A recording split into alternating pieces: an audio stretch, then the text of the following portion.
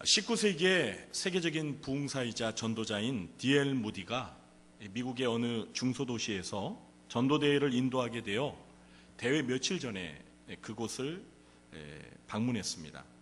그런데 다음 날 무디가 아침에 일어나서 신문을 이렇게 펼쳐서 보는데 이 머리 기사로 교만한 전도자 무디라는 기사가 실렸습니다.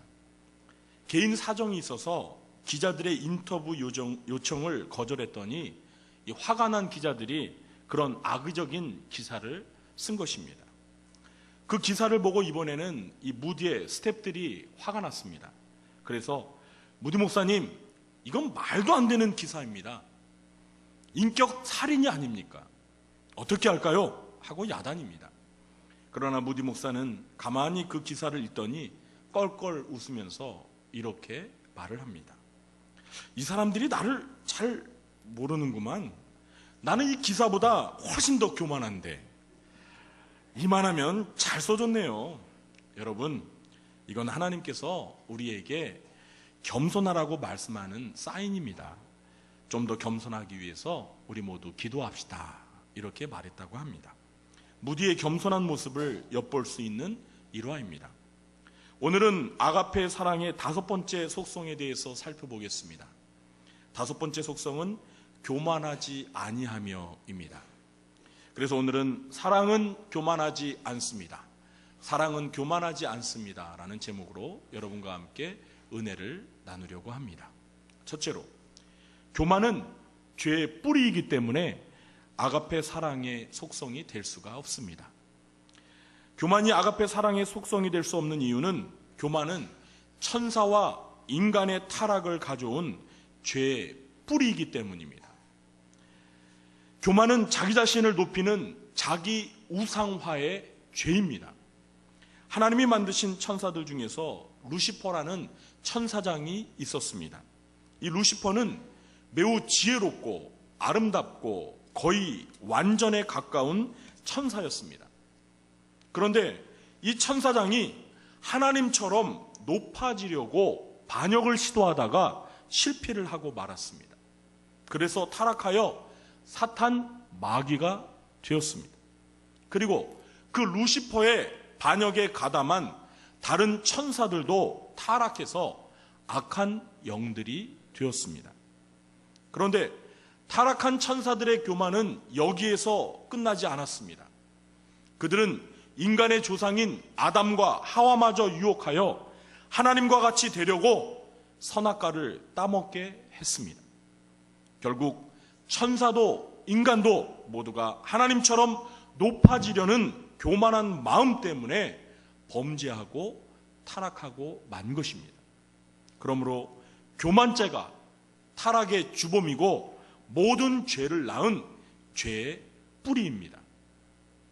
중세시대에 경건한 삶을 추구했던 수도사들은 인간의 죄악들 중에서 가장 대표적인 7가지 죄악을 선정해서 대죄라고 불렀습니다.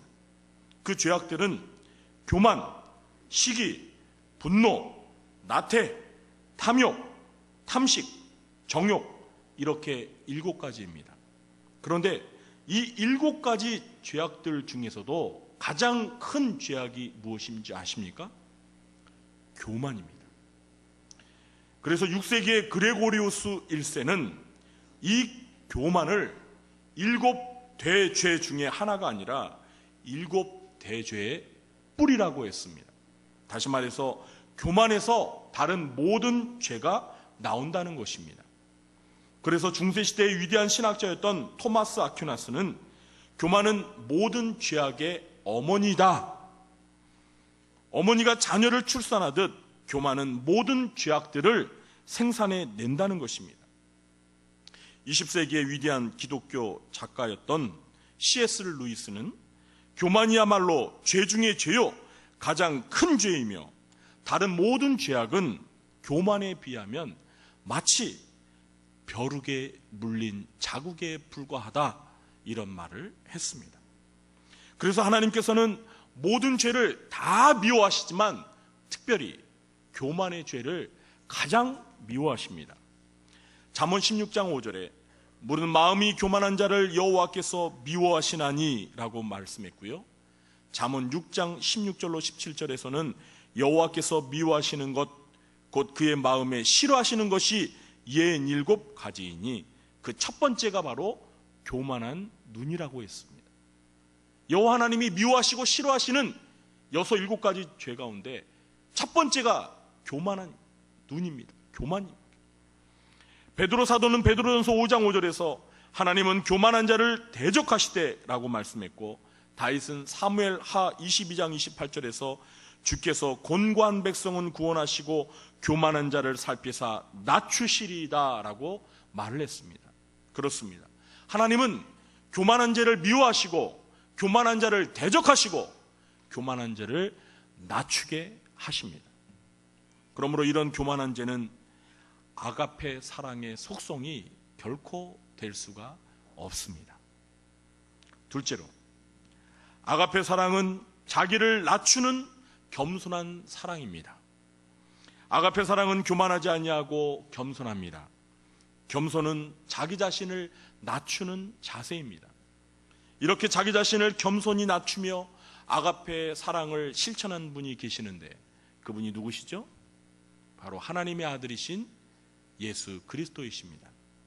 사도 바울은 빌립보서 2장 5절에서 8절 말씀에서 3단계의 과정을 거쳐 자기를 낮추셨던 예수님의 겸손에 대해서 설명하고 있습니다. 첫 번째 단계의 낮아지심은 예수님께서 하나님으로서의 동등한 권위를 주장하려 하지 않으셨다는 것입니다. 빌립보서 2장 6절 말씀입니다.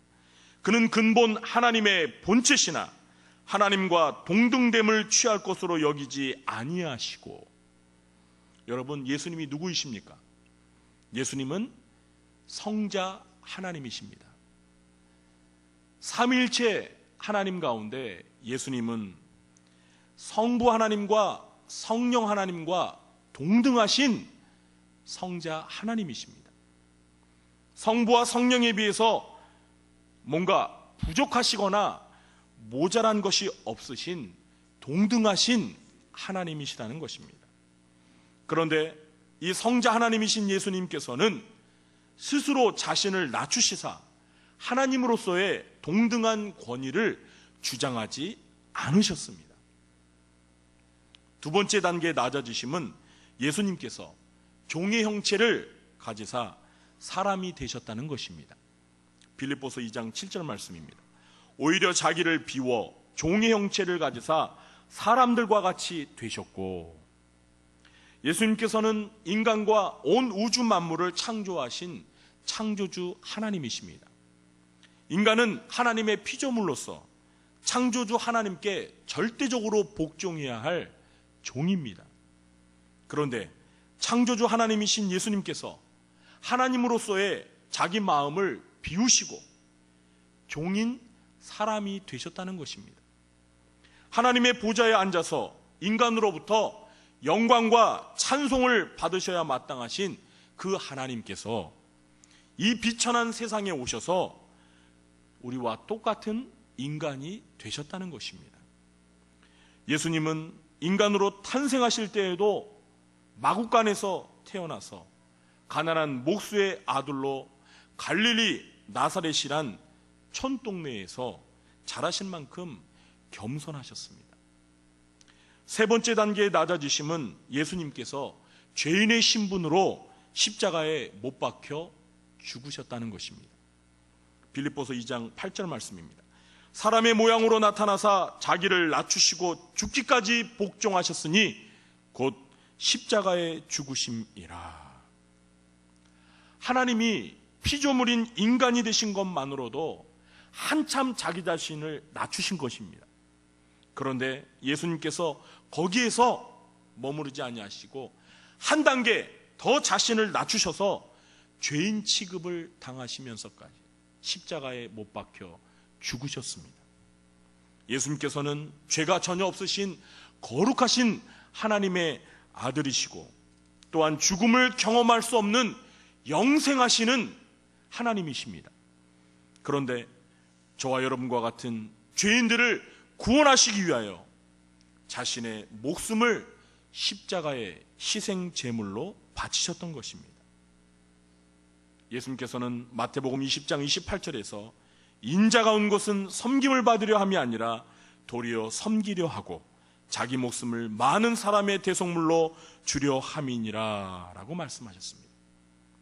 예수님은 세 단계의 낮아지심을 통해서 우리 인간을 위해 자신의 목숨을 대속물로 주시면서까지 낮은 자리에서 우리를 섬겨주시고 사랑해 주셨습니다.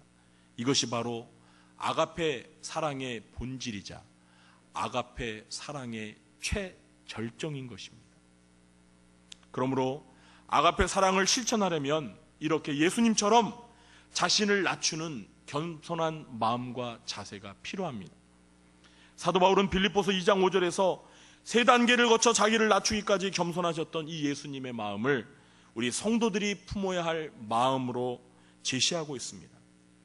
사랑하는 성도 여러분, 성도가 들을 수 있는 가장 큰 영예로운 칭찬이 무엇인 줄 아십니까? 우리 성도들이 살아가면서 들을 수 있는 가장 큰 칭찬, 가장 영예로운 칭찬, 그것이 무엇이라고 생각하십니까? 성도님, 정말 최고의 미남 미녀이십니다. 성도님, 최고의 지성인이십니다. 성도님, 최고의 부자입니다. 이런 거 듣고 싶으십니까? 어떠십니까? 이런 게 아니죠. 우리 성도들이 들을 수 있는 가장 영예로운 칭찬은 바로 당신은 예수님을 닮으셨습니다. 아멘? 네, 그렇습니다. 저와 여러분이 누군가로부터 예수님을 닮았다라는 이 칭찬을 듣는 것보다 더 영예로운 칭찬은 없습니다. 그런데 여러분, 예수님을 닮았다는 것이 뭘 의미하는 것입니까? 예수님의 외모를 닮았다는 것일까요? 여러분, 예수님이 외모가 어떻게 생긴지 보신 분 계십니까?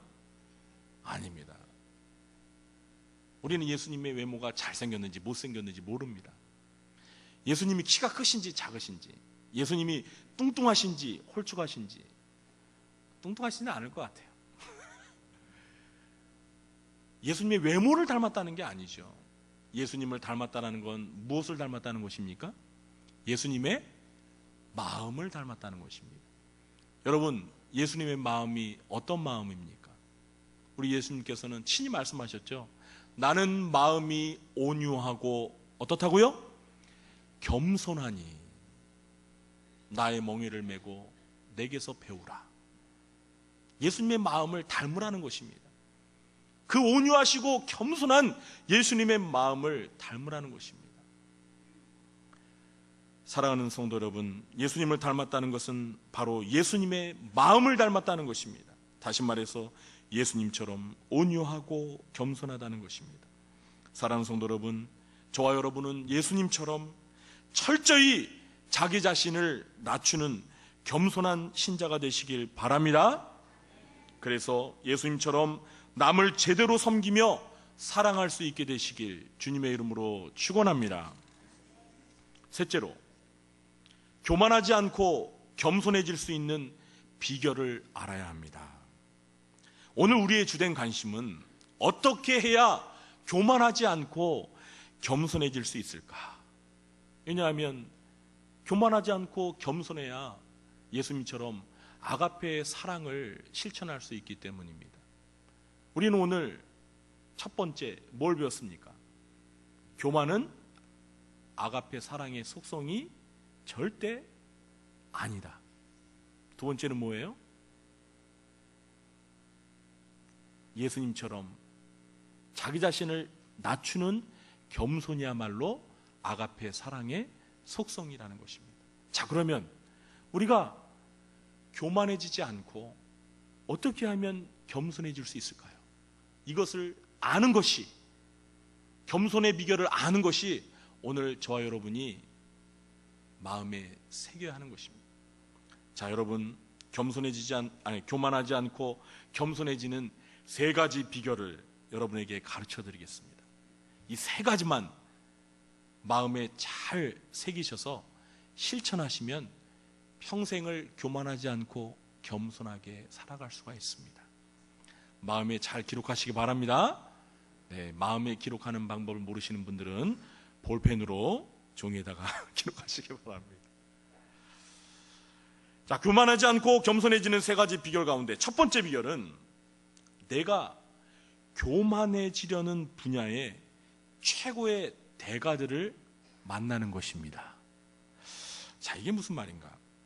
여러분, 사람이 교만해지는 것은요, 자신이 남보다 뭔가 특출나게 잘하는 게 있다라고 생각하기 때문에 교만해지는 것입니다. 그러므로 자기보다 더 특출난 최고의 대가를 만나면 교만해질 수가 없습니다. 가령 어떤 사람이 얼굴이 좀 잘났다고, 잘생겼다고 우쭐하면서 교만해한 사람이 있습니까? 네, 그런 사람이 있으면은요, 그런 사람을 데려다가 장동건이나 정우성한테 한번 데려가 보시기 바랍니다. 그리고 한번 얼굴을 비교해 보라고. 아니, 뭐 장동건이나 정우성 직접 만나기 뭐하면은요, 이렇게 장동건이나 정우성 브로마이드를 이렇게 출력하셔가지고 한번 그 사람 얼굴이랑 이렇게 그 사람을 가운데 딱 세워놓고요, 양옆에다가 장동건 사진, 정우성 사진을 딱 붙여놓고 한번 비교해 보라고 그러세요. 그러면은요, 절대 더 이상 잘난 체 못합니다. 여러분, 장동건 얼굴 어떻게 생겼는지 보셨죠? 네, 우리 장씨들은 이렇게 잘생겼습니다. 저만 빼고. 네. 꼭 비웃으시는 것 같습니다. 여러분, 정우성 보셨습니까?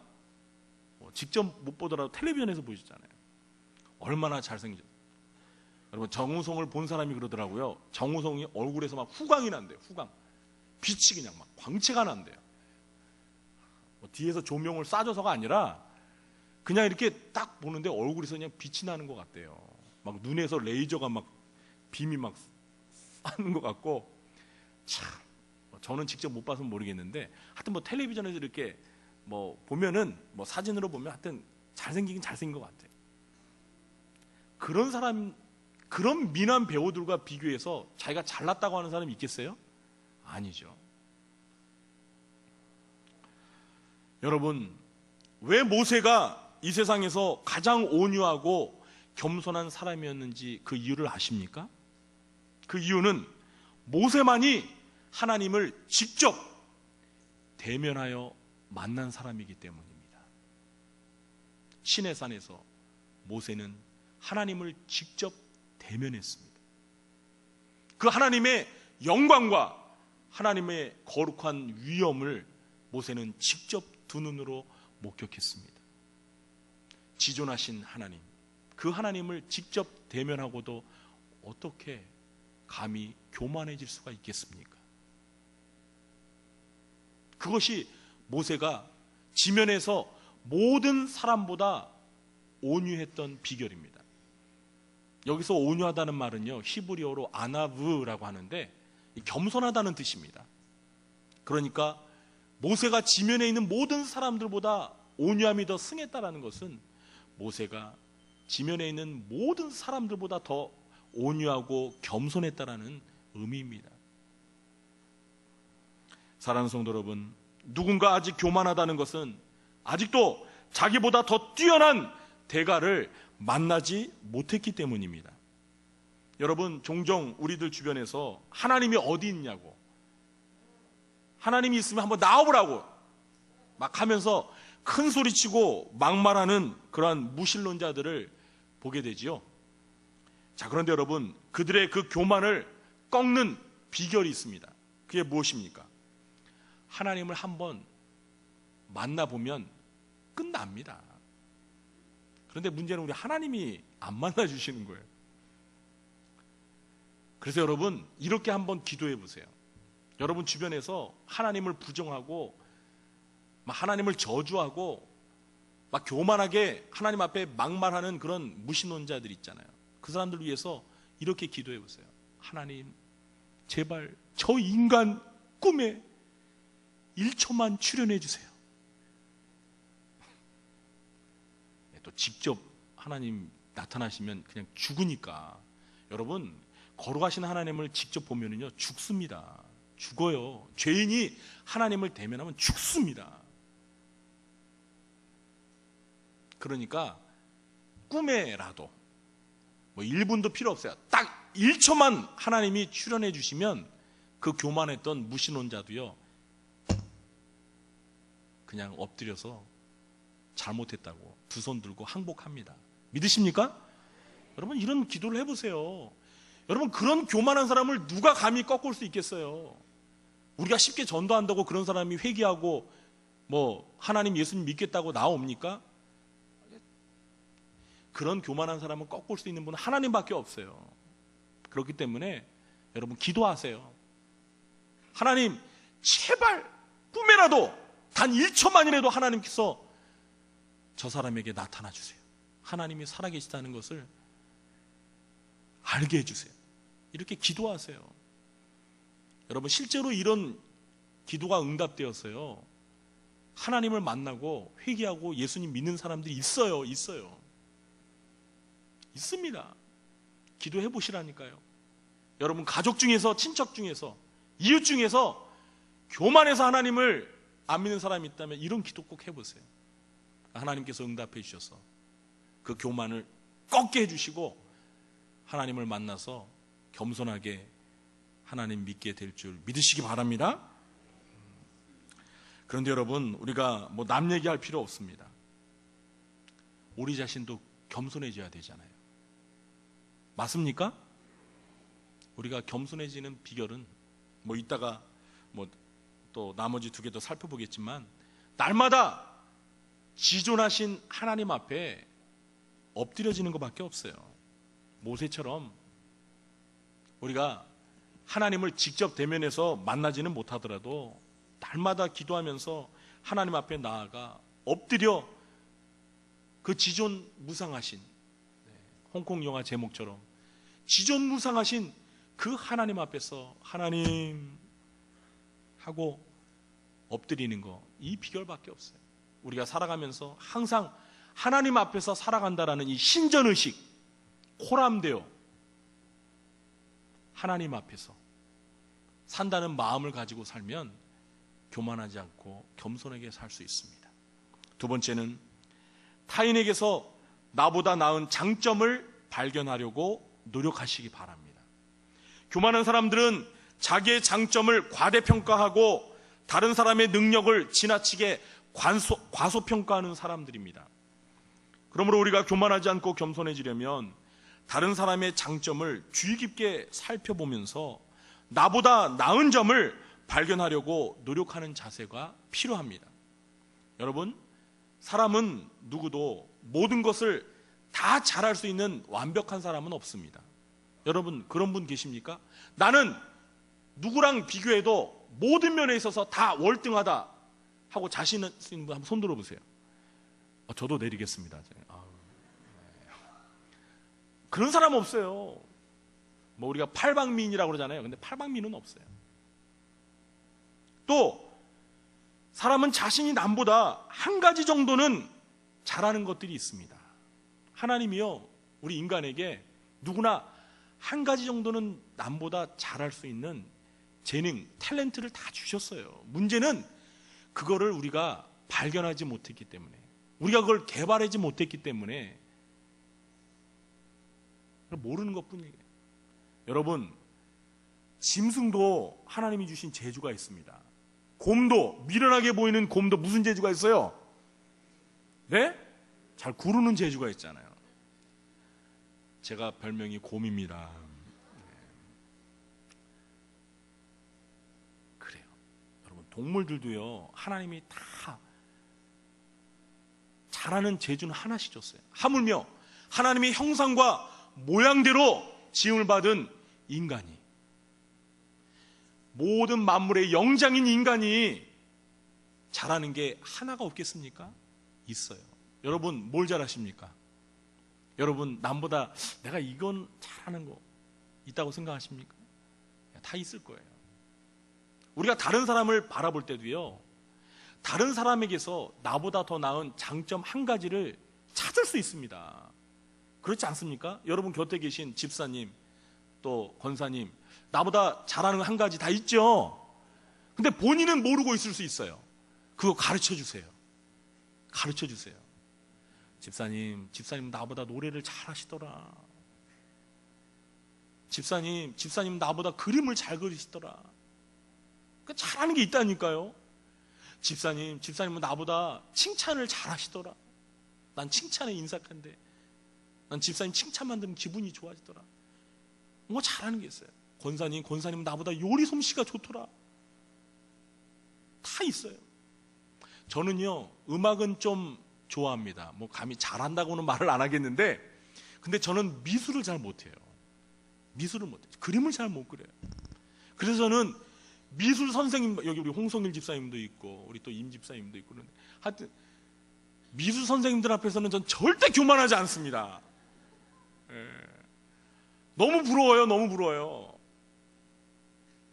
그러니까 이렇게 우리가 다른 사람에게서 뭔가 나보다 더 나은 점을 발견할 수만 있다면 교만하지 않고 겸손하게 살아갈 수가 있습니다. 빌립보서 2장 3절 말씀에 아무 일에든지 다툼이나 허용으로 하지 말고 오직 겸손한 마음으로 각각 자기보다 남을 낮게 여기고, 여기 낮게 여기고 할 때 받침이 시옷입니다. 네, 또 지읒이 아니에요. 각각 남보다 남을 낮게 여기고가 아니고 낮게 여기고예요. 그렇습니다. 다른 사람들이 나보다 더 나은 점이 있다는 것을 발견할 수 있는 사람은 겸손하게 살 수 있습니다. 우리 구로장교 성도님들은 내가 남보다 더 나은 것, 그것을 자랑하기보다는 남이 나보다 더 나은 것을 보면서 겸손하게 살아가시는 여러분 되시길 주님의 이름으로 축원합니다. 마지막 세 번째 비결, 나의 실수와 잘못을 인정하는 자세를 가져야 합니다. 교만한 사람들에게서 나타나는 특징은 자신의 잘못을 좀처럼 인정하지 않는다는 것입니다. 자기는 항상 다 잘하고 남은 항상 못한다고, 이렇게 자기가 완벽하다고 착각하는 사람들이 교만한 사람들입니다. 그러나 그런 사람은 없습니다. 누구나 잘못을 저지르고 죄를 짓고 실수하기 마련입니다. 사랑하는 성도 여러분, 사도 바울이 자랑할 것이 많고 교만해질 수 있는 사람이었음에도 불구하고 겸손할 수 있었던 이유가 무엇인지 아십니까? 그것은 그가 예수님을 만나기 전에 자신이 저질렀던 과오를 너무나 잘 알고 있었기 때문입니다. 그래서 바울은 디모데전서 1장 13절로 15절에서 이렇게 겸손히 고백합니다. 들어보시기 바랍니다. 내가 전에는 비방자요 박해자요 폭행자였으나 도리어 긍휼을 입은 것은 내가 믿지 아니할 때 알지 못하고 행하였습니다. 우리 주의 은혜가 그리스도 예수 안에 있는 믿음과 사랑과 함께 넘치도록 풍성하였도다. 믿보다 모든 사람이 받을 만한 이 말이요, 그리스도 예수께서 죄인을 구원하시려고 세상에 임하셨다 하였도다. 죄인 중에 내가 괴수니라. 여러분, 우리가 지난주에도 사도 바울에 대해서 살펴보았잖아요. 사도 바울은 학벌도 좋고 문벌도 좋고 로마 시민권까지 정말 금수저예요. 잘난 사람이에요. 교만해질 수 있는 사람이에요. 그런데 그는 하나님 앞에서 겸손했습니다. 왜요? 그가 예수님을 믿기 전에 알지 못하고 예수님을 나사렛 이단의 괴수라고 생각했고 예수 믿는 자들을 못살게 핍박하고 괴롭히고 또 스데반 같은 예루살렘의 그 안수 집사님 돌에 맞아 죽을 때 그 앞에서 당연하게 그 죽음을 바라보았던 증인이었습니다. 이런 자신의 그 죄, 자신의 과오를 사도 바울은 너무나 잘 알고 있었어요. 그래서 그는 하나님 앞에서, 성도들 앞에서 저는 죄인 중에 괴수입니다. 저는 죄인 중에 괴수입니다. 저는 하나님 앞에 너무나 큰 사랑의 빚을 졌습니다. 그렇게 고백할 수 있었던 것입니다. 사람이 교만한 것은 한마디로 자기 자신의 내면을 성찰하는 능력이 부족하기 때문입니다. 여러분, 2월 추천도서가 뭐죠? 네? 2월 추천도서. 여러분, 사서 읽지 않더라도 좀 제목이라도 아세요. 영성일기. 맞습니까? 혹시 여러분 중에서 영성일기 사서 읽어보시는 분 계십니까? 여러분, 우리가 어렸을 때 왜 학교에서 숙제, 일기 쓰는 숙제 내줘가지고 일기는 다 써보셨죠? 혹시 여러분 중에서 지금도, 어른이 된 지금도 나는 일기를 매일은 아니어도 자주 쓰는 분 한번 손 들어보세요. 오 마이 갓. 네, 정말 대단하신 분이에요. 일기를 쓴다는 거. 네, 일부 예배 때는 3분이 쓰시더라고요. 2부 예배 때는 한 분밖에 안 계시네. 네. 여러분, 우리가 일기를 쓰는 이유가 무엇입니까? 일기가 우리에게 주는 유익이 무엇입니까? 일기를 쓰게 되면 나 자신을 성찰하고 반성하는 기회가 생깁니다. 하루를 마감하면서 내가 오늘 하루를 어떻게 살았나, 내가 잘한 일은 무엇이고 못한 일은 무엇인가, 내가 이때 이런 말을 하지 말았을걸, 내가 이렇게 행동하지 말았을걸, 내가 교만했었구나 하면서 반성하면서 일기를 쓰지 않습니까? 네? 사랑하는 성도 여러분, 자기를 성찰하고 반성하는 시간을 가지는 사람은요, 절대 교만해지지 않습니다. 여러분, 저도 이 영성일기 책을 읽고 있는데요, 이 책을 다 읽으면 저도 일기를 쓰려고 합니다. 그 책에서 가르쳐주는 방법대로 하나님 앞에서 일기를 쓰려고 합니다. 내 자신을 성찰하는 시간을 많이 가지려고 합니다. 그래야지 하나님 앞에서, 사람 앞에서 교만하지 않고 겸손해질 수가 있기 때문입니다. 우리 구루주안교회 성도님들도 영성일기 책을 읽으시고 다 일기를 쓰는 습관을 가지시기 바랍니다. 아멘 하시는 분이 한 분도 안 계시네요. 가지시기 바랍니다. 제가 꼭 책장사 같으십니까? 네. 그 책 읽지 않으시더라도요, 일기 한번 써보세요. 자, 제가 말씀드린 이 3가지를 삶 가운데 꼭 실천하시면 아마 겸손하게 아가페의 사랑을 실천하실 수 있을 것입니다. 이제 말씀 맺겠습니다. 성 어거스틴은 교만에 대해서 이런 말을 했습니다. 교만은 인간이 빠지기 쉬운 것이며 인간이 극복하기 가장 어려운 것이다. 정말 절대 공감합니다.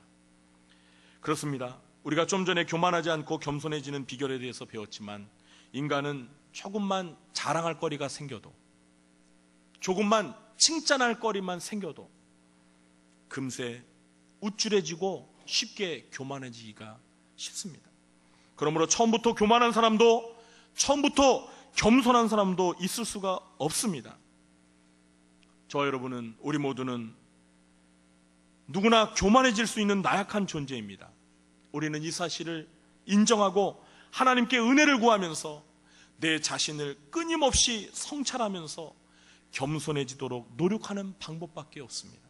어쩌면 이것은 우리가 평생토록 해야 하는 과제일지 모릅니다.